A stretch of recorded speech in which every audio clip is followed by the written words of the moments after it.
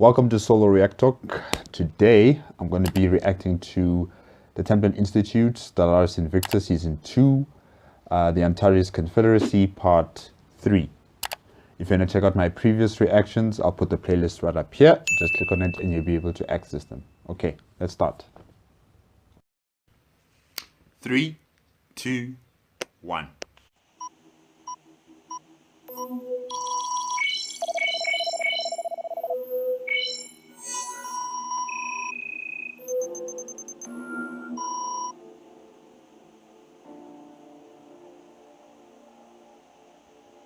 On June 23rd, 341 AL, the Confederate Republics of Antares formally withdrew from its military alliance with the Cloister of the Spirits, and the Moya Pact was dissolved. Diplomats from both nations worked to mitigate the damage of such a transition, but the legacy of division, tension, and wars of dubious merit that the pact left behind would take decades to heal. But now free to pursue its own foreign policy without entanglement, the Antares Confederacy embarked on a campaign of reconciliation. Despite the war that had divided them, their conflict had brought a kind of mutual respect between the Confederacy and the Kalar clans, and it was here that the first attempt at détente were made. A normalization of relations with the Anthorian and Beldros Empire was also attempted, but their respective regimes showed little interest. For all its willingness to forgive past transgressions and forge new ties, few states neighboring the Antares Confederacy showed any sign of the same. Yet, with the threat of war on multiple fronts easing, the Confederacy could again devote significant resources to exploration and discovery. Since the CAS Earhart had crossed beyond the boundaries of the Antares system, the region of space the Confederacy settled had provided far more questions than answers. First among these was the nature of the Banthurians. It was doubtless their race had once been a formidable civilization capable of great works, but their fire had long since gone out of the universe. What remained was a collection of decrepit space stations clinging to the orbits of dead worlds. Each was home to hundreds of millions of Banthurians, living in squalor and governed only by whatever gang or petty tyrant could seize power. An endless string of civil wars, revolutions, coups, and insurgencies left their small region of space a chaotic battleground, and one that had been forever restricted to the Confederacy since its discovery nearly a century earlier. In 356 AL, after nearly 20 years of tests and refinements, the CAS Rofan successfully completed the Confederacy's first warp jump. Using a new method of faster-than-light travel, altogether different from the wormhole gates utilized by the Earhart flotilla or the cosmic strings navigated by modern-day vessels, the Rofan was able to circumnavigate Banthurian space. It emerged on the far side of their territory, but the mystery of their fall only deepened. Sites of ancient battles against some terrible foe littered the star systems of that distant territory. At its center was a machine construct of unfathomable power, performing some automated duty above any understanding. Scavenger bot. Elsewhere in the Confederacy, worlds that had only been given a cursory survey were studied in more detail. At the time of its discovery, Ledeco had been dismissed as yet another barren world without the environment or resources to warrant any consideration of permanent settlement. Even among the growing multitude of species that now made up the Confederacy's citizens, none were amenable to its thin atmosphere and soil.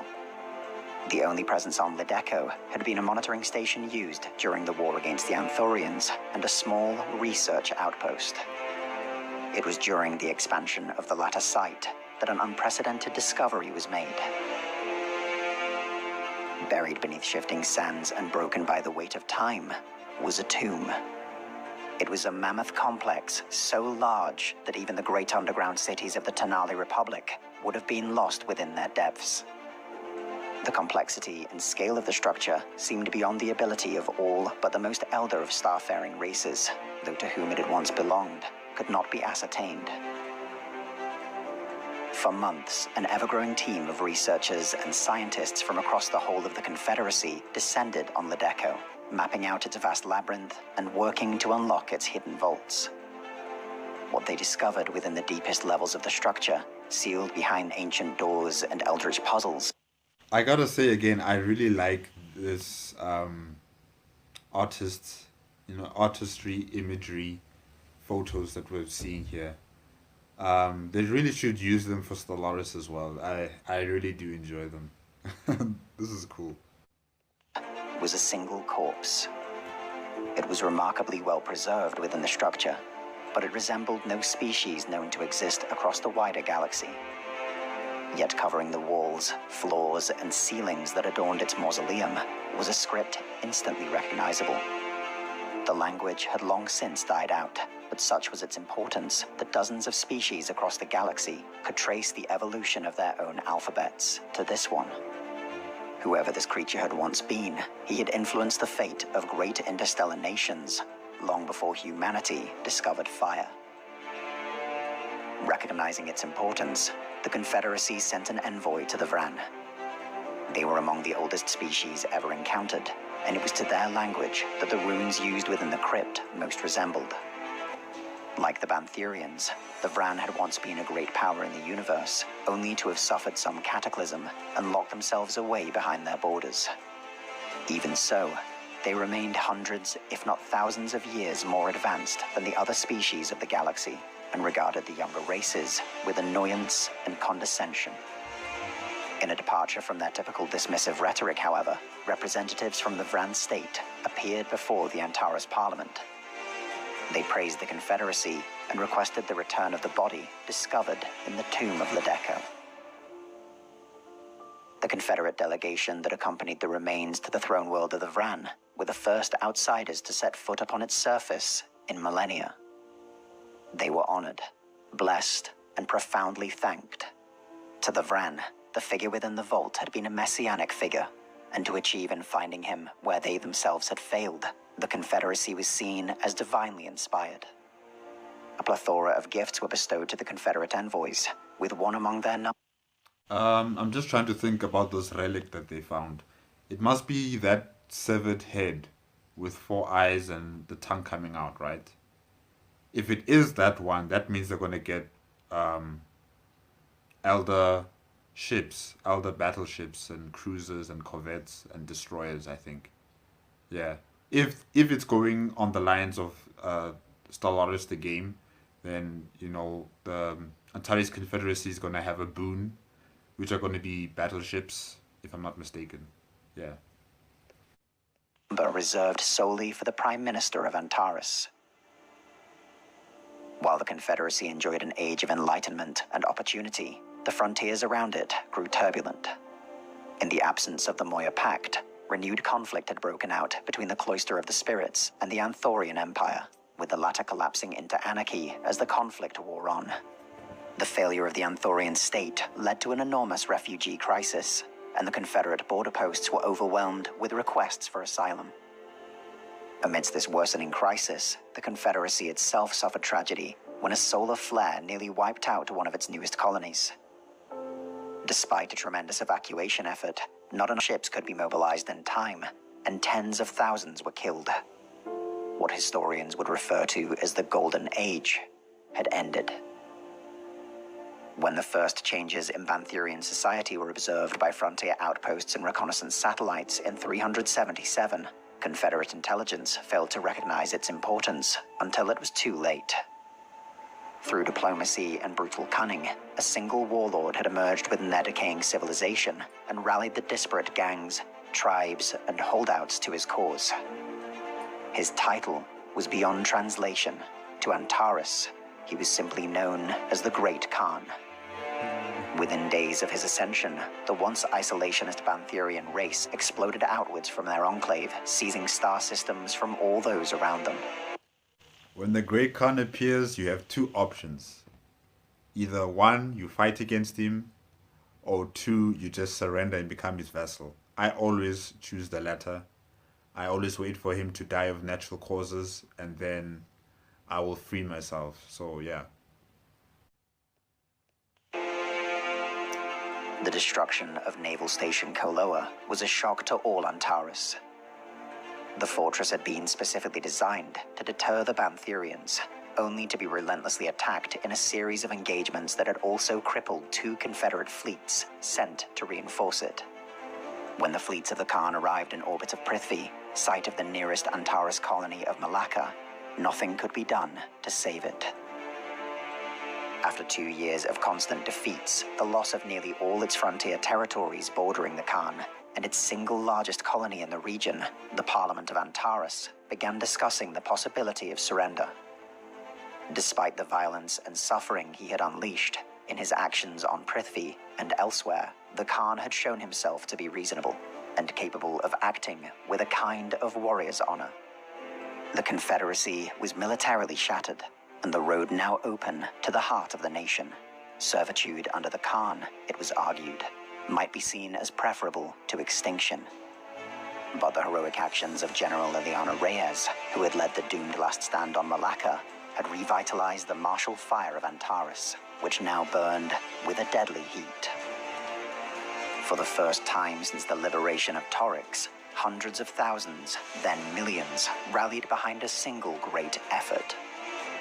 Where before humanity had sallied forth alone, now it marched in tandem with the Vrul, the Numa, the Tavorites, the Anoran, the Kelar, the Bruggen, the Othonian, and dozens of others. Each species had come to Antares for different reasons, but each now saw in the Confederacy an ideal worth fighting for. As the Khanate pushed further into both the Confederacy and distant territories, a counterattack was mobilized. With the Khan himself occupied elsewhere, Antares struck. The campaign to liberate Malacca cut through what little defenses had been left in orbit, and after heavy fighting, the system was once again in Confederate hands. It was a defining moment, but even the growing strength of Antares could not hope to match the armadas commanded by the Khan. The ships that emerged within the Antares system never appeared on any form of tracking instrument. Not until their great forms loomed outside the windows of Reunion Station had it been realized that they were even present. Their commander materialized before the Confederate High Command with almost no warning, and shock turned to relief as it unsheathed its ancient crystalline sword and pledged the services of the Vran Pilgrims. With the forces of the Vran at the vanguard of the Confederacy's. That relic is a powerful addition to any empire. Luckily, they have it. Now they can fight against the Great Khan with some sort of, advantage. Counterattack, the scope of the offensive was expanded. As plans were made to drive into the heart of their territory, came the news that the Khan had been defeated by some great power elsewhere in the universe. The hope that this might lead to the end of the war was soon quashed when it was confirmed the Great Khan himself had escaped. The myth of the Khan's invincibility had been shattered, but only heightened his desire for renewed conquests. 11 years after their initial invasion, the Bantherian Khanate again turned its attention towards Antares, this time with the Khan at their head.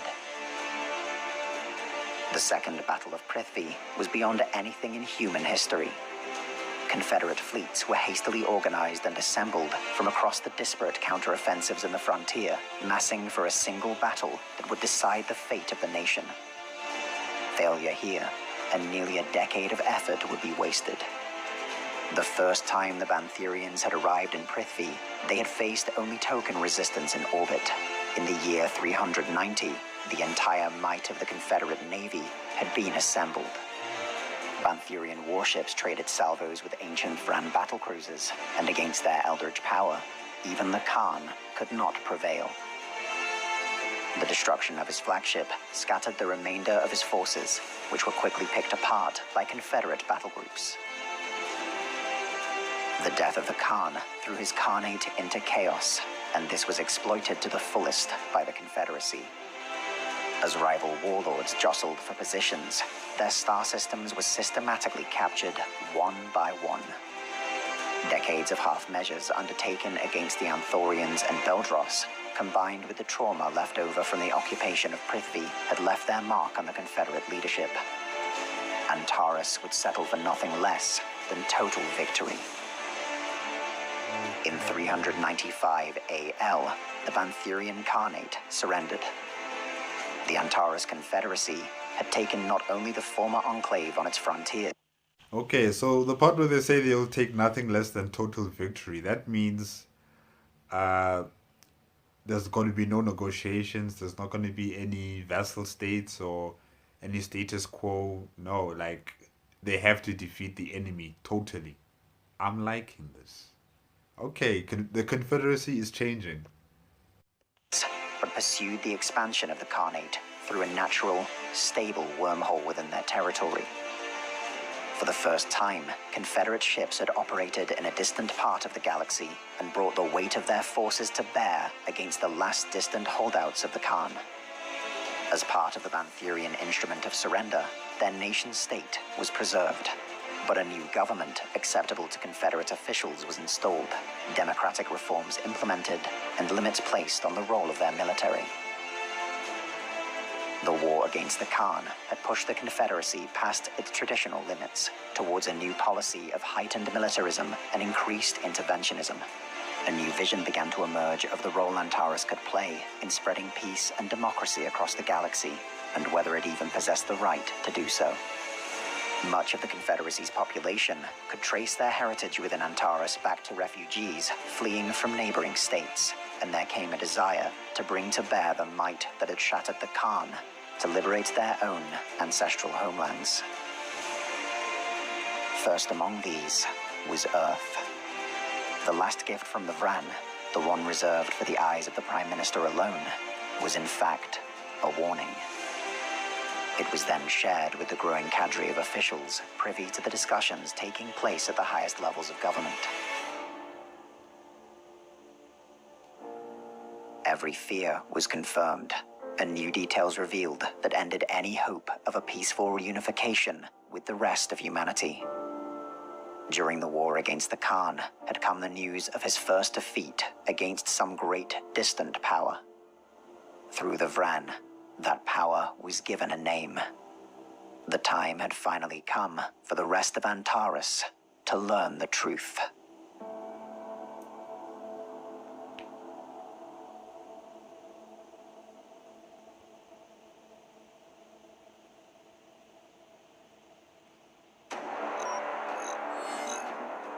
In Stellaris Invicta, the Templin Institute guides the Antares Confederacy into an uncertain future, one you can influence.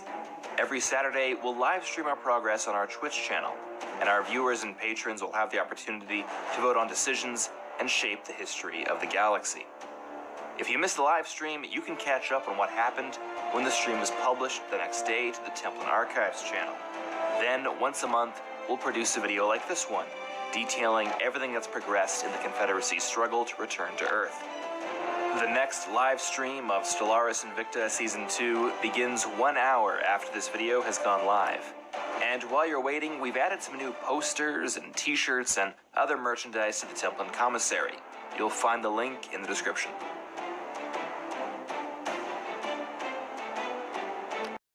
Well, guys, that's it. I'm liking that the Antares Confederacy is becoming a much more of a warring state, if I could say that. I think that trying to become democratic crusaders, there are empires like that in Stellaris, you know, those that focus on changing the government structures of other empires to suit their own ideals of what a government should be run like, you know.